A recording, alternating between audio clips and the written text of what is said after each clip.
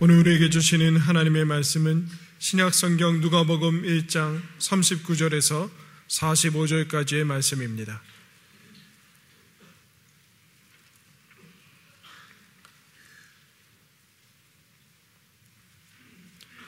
이때 마리아가 일어나 빨리 산골로 가서 유대 한 동네에 이르러 사가랴의 집에 들어가 엘리사벳에게 문안하니, 엘리사벳이 마리아가 문안함을 들으매 아이가 복중에서 뛰노는지라.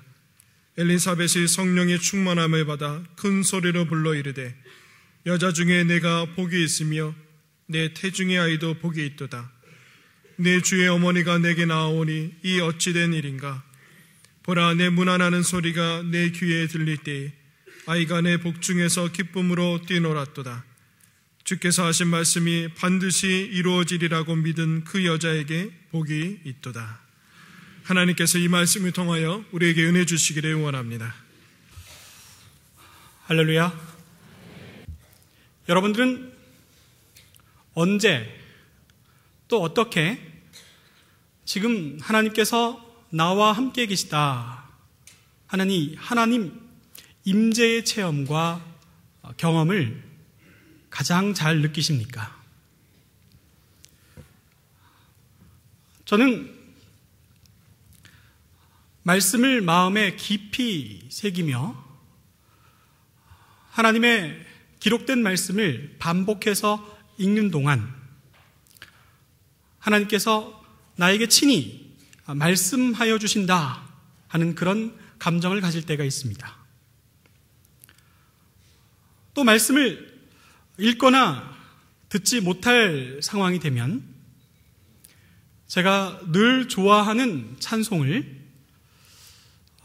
마음속으로 반복해서 부르든지 아니면 다른 사람들에게 방해가 되지 않을 만큼의 목소리로 그 시편 찬송을 자주 불러보곤 합니다. 그러면 하나님께서 나를 지키시고 나와 함께 하시다 하는 이 말씀을 확실하게 느낄 때가 많지요. 하나님은 너를 지키시는 자, 너의 우편에 그늘 되시니, 낮의 해와 밤의 달도 너를 해치 못하리. 하나님은 너를 지키시는 자, 너의 환난을 면케하시고 그가 너를 지키시리라. 너의 출입을 지키시리라.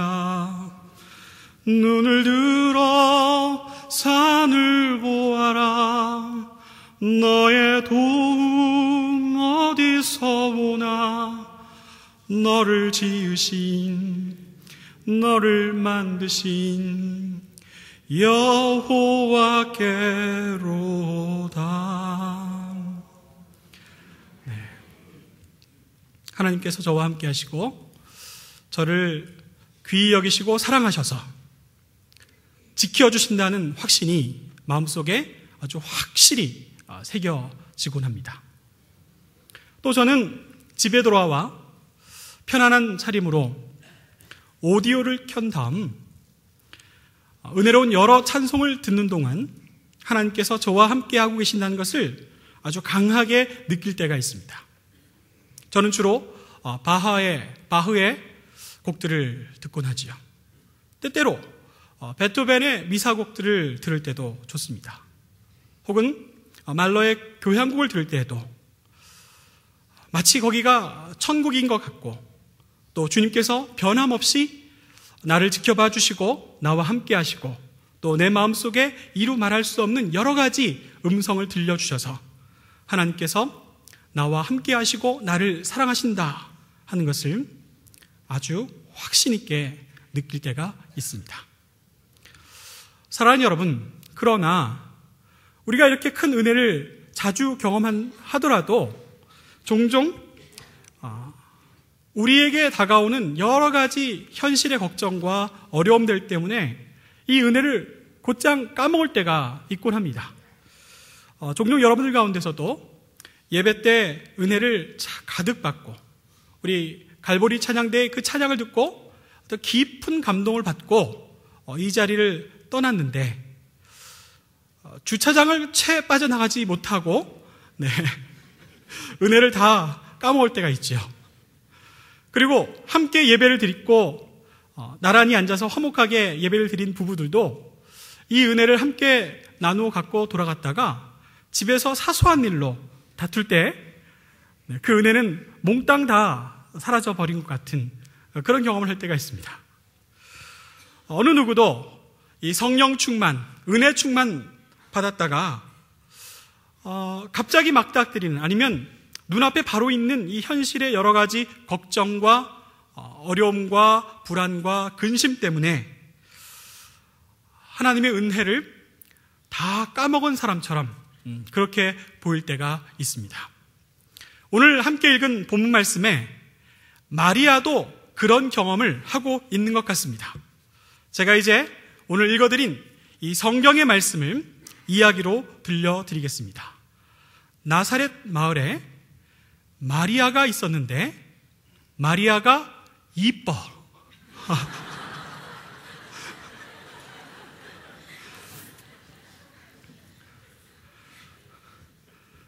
유대인의 결혼 전통에 따라서 여자들은 12살에서 14살쯤 다 시집을 가는데요, 12살에 성인식을 하고 그 다음에 그 즈음에 짝을 정하고 그리고 1년 뒤에 반드시 결혼을 하게 되었답니다. 이 이쁜 마리아, 이미 요셉과 결혼하기로 약속한 약혼녀, 그러나 어린 소녀 마리아가 있었습니다. 이 마리아는 지난 주일 하나님께서 놀라운 은혜로 그 마리아를 만나주신 말씀을 읽었고 하나님의 은혜를 체험한 그 대목을 저희가 말씀으로 들었습니다. 마리아가 천사를 만났습니다. 천사가 마리아를 만나서 이렇게 하늘의 음성을 들려줍니다. 주께서 너와 함께 하시도다. 두려워 말라. 그리고 매우 놀라운 약속을 합니다. 내가 하나님의 아들을 낳을 것이다. 여러분, 천사를 만나서 이런 약속을 듣는 사람은 성경에도 몇 없습니다. 보통 사람들은 경험하기 참 힘든 아주 큰 은혜를 지금 마리아가 입고 있는 겁니다. 천사를 만난 그 자리는 평생 잊을 수 없는 아주 복되고 은혜로운 순간이라고 말할 수 있겠죠. 그런데 그 천사를 만난 자리에서 그 복된 소식을 전하여 듣는 그 순간, 그 은혜에 감격해서 정말 어쩔 줄 몰라 하며 정말 환상적인 그 시간을 보내야 할 그 자리에서 마리아 마음속에 갑자기 걱정이 파고 들어왔어요. 갑자기 눈앞이 깜깜해집니다. 이게 무슨 소리지? 아름답고 어린 소녀 마리아에게 아직 결혼도 하기 전에 아이를 갖게 되었다라는 이 천사의 말은 정말 끔찍하고도 무서운 일이 될 수 있었습니다. 지금 천사는 축복하며 네가 성령으로 말미암아 하나님의 아들을 갖게 되었다라고 그 소식을 전해주고 있지만 현실적으로 생각해 보았을 때, 계산했을 때 이만저만 큰일 난 게 아닙니다. 약혼자가 있는 처녀가 임신을 하다니. 여러분, 약혼자 요셉이 이 소식을 들었을 때 뭐라고 생각할까요? 이 걱정을 하고 있는 겁니다. 부모님과 형제와 또 친척들은 이 이야기를 하면 어떻게 받아들일까요? 지금 나도 이해가 안 되는데, 나도 지금 무슨 일이 일어나는지 도무지 감당이 안 되고 이해가 안 되는데 아직 결혼도 하지 않은 소녀가 임신을 했다. 이 소식을 전해 듣겠다면 그들이 어떻게 이해를 할 수 있을까요? 걱정이 찾아옵니다. 요즘 말로 얘기하면 천사에게 이렇게 물어볼 수도 있을 거예요. 인증샷을 찍자. 아니면 요즘 기술로면 동영상을 하나 같이 찍어놓고 확인을 해달라. 그렇게 이야기를 해볼 법한데 그때는 없었습니다. 동네 사람들에게 알려진다면 어떻게 될까요? 온 동네에 수치거리가 될 것이 뻔합니다. 이 당시 엄한 사회법으로 따지면 당장 가늠한 여자는 사형입니다. 만약에 관용을 베풀어서 좀 봐준다고 하면 그래도 사회적으로 매장당하고 그 마을에서 쫓겨날 운명에 처해 있는 거죠. 걱정이 가득한 마리아가 천사에게 묻습니다. 나는 아직 남자를 모르는데 이게 어찌 된 일입니까? 당연한 질문이죠. 천사가 그때 그에게 위로와 도움의 말을 전해주는데 말씀해 보면 천사가 이렇게 말합니다. 내 친족 엘리사벳도 임신할 수 없는 나이에 늙어서 아이를 갖게 되었다. 이도 하나님께서 하신 일이다. 하나님의 모든 말씀은 능하지 못함이 없느니라 하고 말씀으로 다시 확답을 주었습니다. 이 천사의 이야기를 들은 마리아는 오늘 읽은 39절 말씀을 보니까 유대 산골로 엘리사벳을 당장 찾아가게 됩니다. 엘리사벳은 누군고 하니 나이가 많이 든 제사장의 아내였습니다.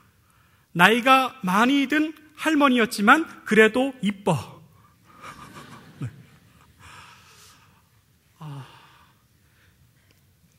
엘리사벳이 임신한 것도 남편이 믿지 못했습니다. 그리고 세상 사람들도 이해할 수 없는 일이라고 아주 놀라운 일이라고 이야기를 할 만한 일이었지.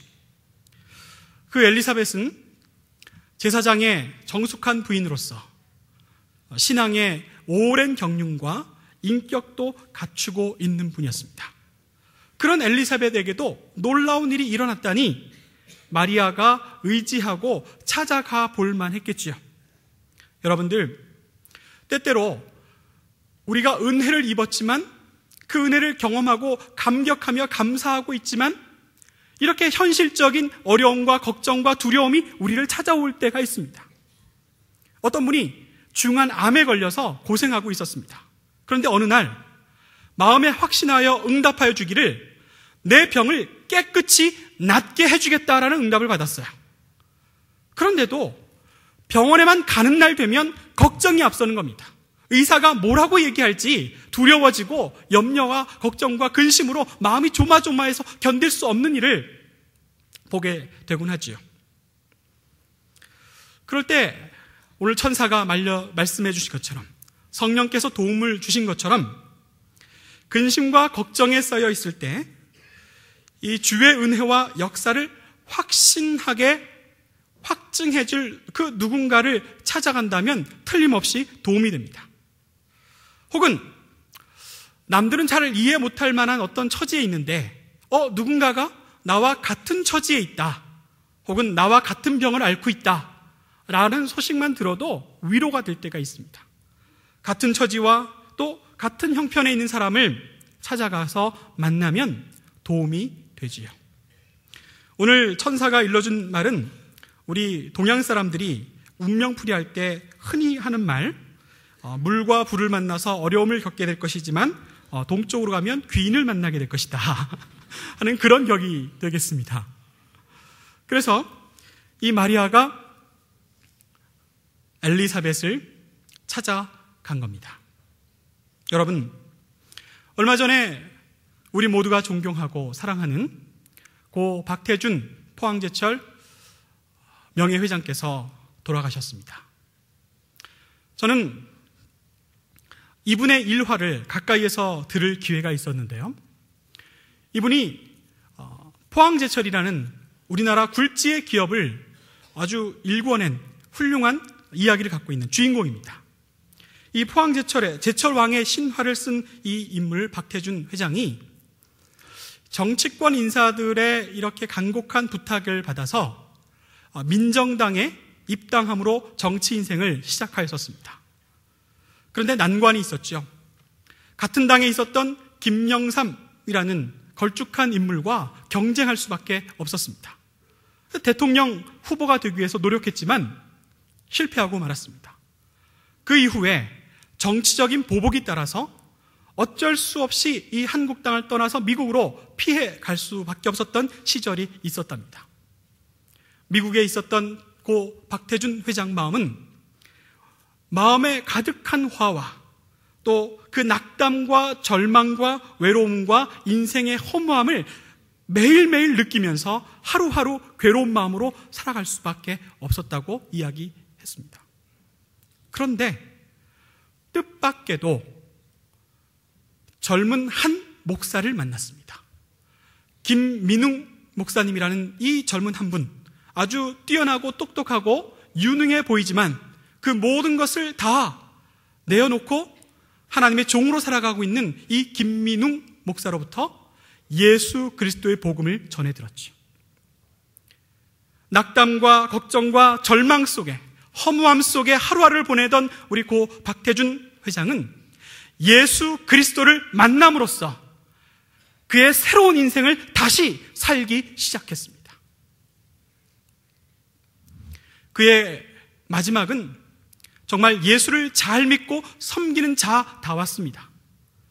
자기의 가진 모든 것들을 아낌없이 다 어려운 사람들에게 남겨주고 단 한 푼의 재산도 남기지 않은 채 이 세상을 떠났다고 하니 고 박태준 회장은 미국에서 귀인을 만난 겁니다. 자신의 인생을 바꾸어줄 확실한 구원과 생명의 우리 주 예수 그리스도를 만난 겁니다. 사랑하는 여러분, 오늘 본 말씀에 기록된 마리아와 엘리사벳이 만나는 장면을 보면 한 가지 인상적인 장면이 있습니다.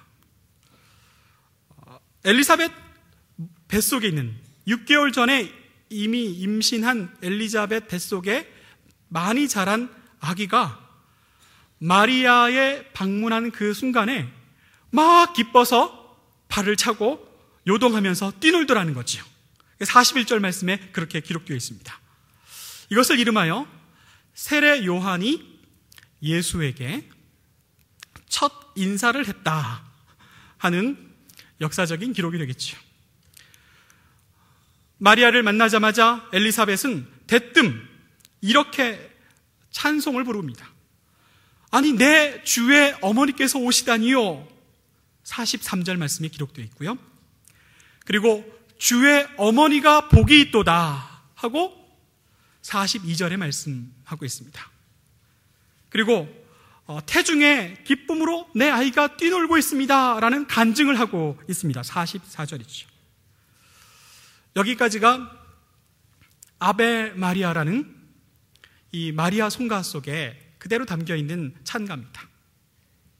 그리고 45절에 확신 있게 분명히 말하고 있는데 주께서 하신 말씀이 반드시 이루어지리다 하고 그렇게 선포하고 있습니다.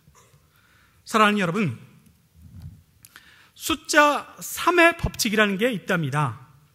이 숫자 3의 법칙은 무엇인고 하니 어떤 사실을 받아들일 때 그것이 사실인지 아닌지 잘 믿지 못하겠는데 내 주위에 있는 아니면 공신력 있는 어떤 기관 뭐 다 통틀어서 3번 확인해 주면 그거를 확신하게 되어 있더라 하는 그런 이론이지요.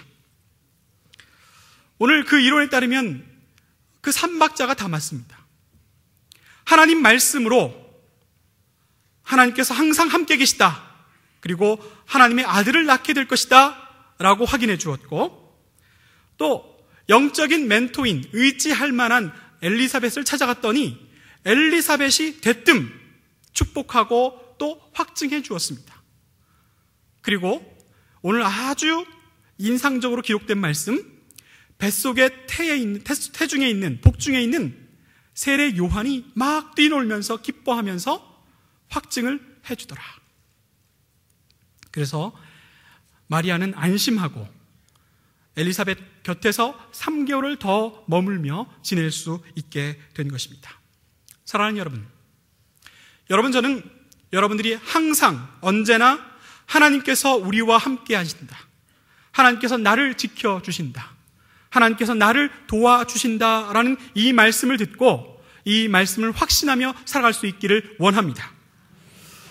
우리도 필요하다면 3번 정도는 확인하고 확신할 수 있는 은혜도 있기를 바랍니다.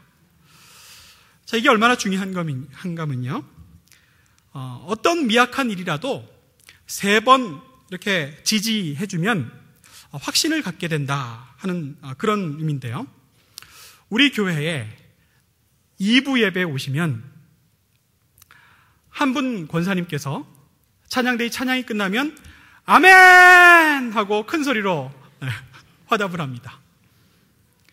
근데 제가 6년 전에도 그러셨는데 지금도 그러십니다. 변한 게 없죠. 그런 재밌는 생각을 해봤어요. 우리 중에 다른 2사람이 더 똑같이 여기서도 아멘, 저기서도 아멘 하면 어떤 일이 벌어질까요? 신앙이 좋고 또 인격이 있고 또 복을 받아서 잘 살고 있는 분이 찬송이 끝나면 항상 아멘 하면 그래서 하나님의 은혜를 받는가 보구나, 그래서 저렇게 행복한가 보구나 하고 옆에 있는 사람들이 덩달아 마음이 움직인다는 거야. 근데 한 사람만 하면 마음이 안 움직여요. 저 사람 이상한 사람이야 이렇게 얘기하지만 적어도 3사람 이상이 아멘으로 화답하기 시작하면 두고 보십시오, 점점점 아멘할 사람들이 많아집니다. 이걸 실험한 적도 있죠. 명동에서요, 길을 가다가 3사람이 동시에 저기를 이렇게 손가락으로 가르쳤대요. 물론 아무것도 없습니다. 그런데 3사람이 동시에 손가락으로 가르치니까 지나던 모든 사람들이 거기에 뭔가 있나 싶어서 다 똑같이 가르치는 거기를 쳐다보더래요. 그렇게 움직이는 겁니다, 마음이. 여러분 마음속에 확신이 없다면 이 3-4번의 법칙이라도 은혜로 입어보실 수 있기를 원합니다.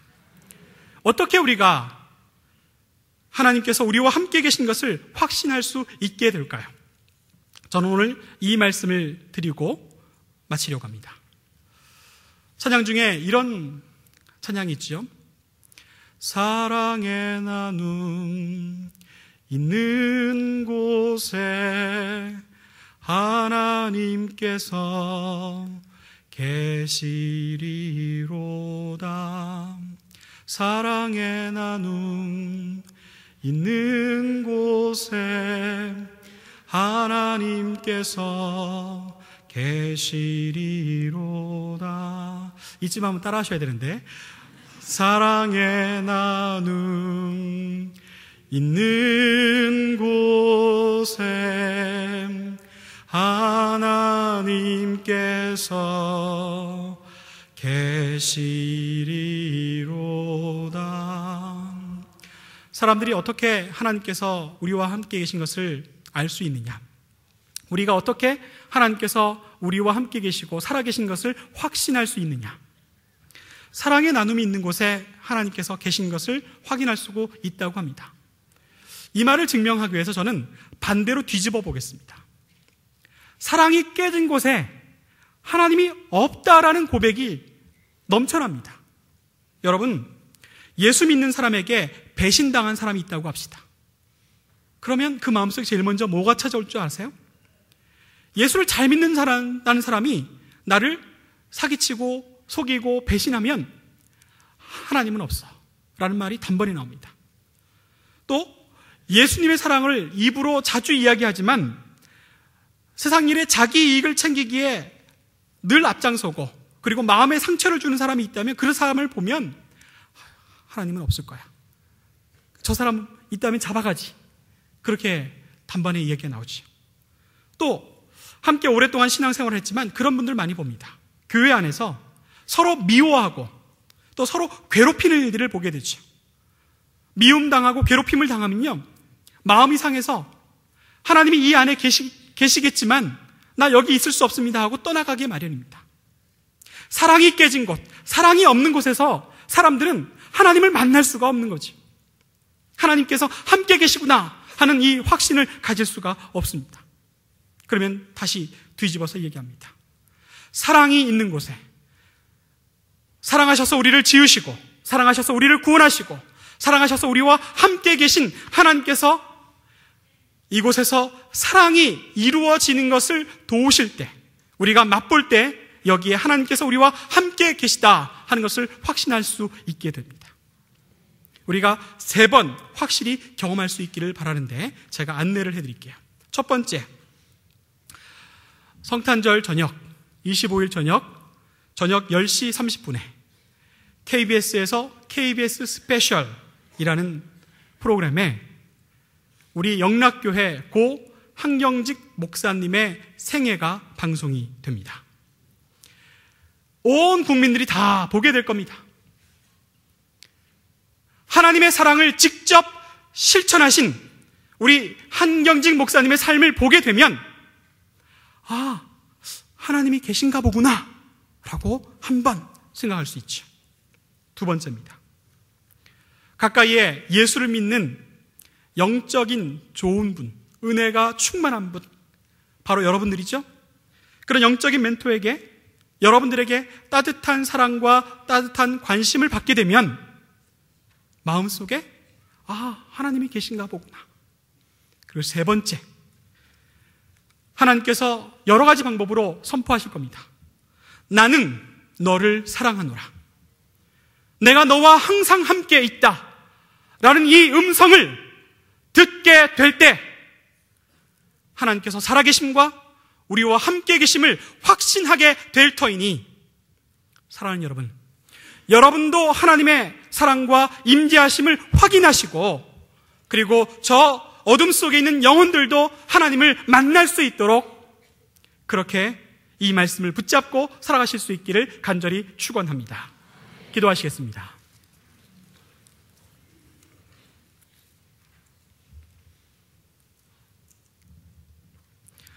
하나님께서 우리와 함께 계심을,